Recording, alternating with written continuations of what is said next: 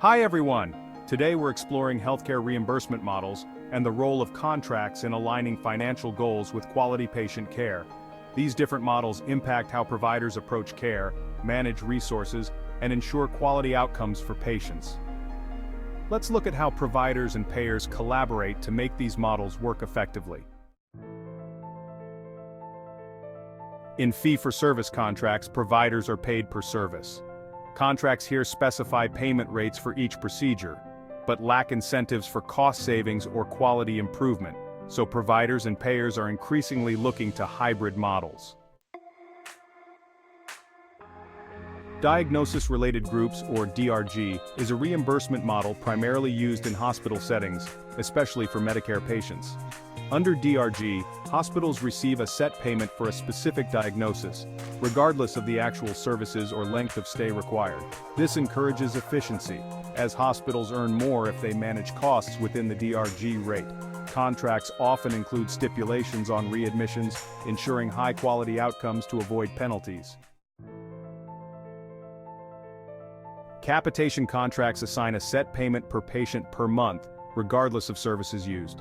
These contracts place financial responsibility on providers for patient care costs, often including clauses for patient care coordination and preventive services. This model can reduce costs, but contracts must carefully define covered services to manage risk effectively. In risk-sharing arrangements, providers and payers agree on shared savings or penalties based on meeting cost and quality targets. These contracts align incentives for providers to keep costs down and focus on quality. Specific performance metrics, such as hospital readmission rates and preventive care benchmarks, are clearly laid out in these contracts to determine shared savings or penalties.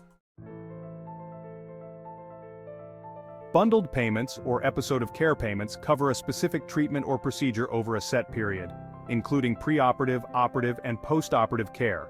Providers receive one bundled payment to cover all services related to that treatment.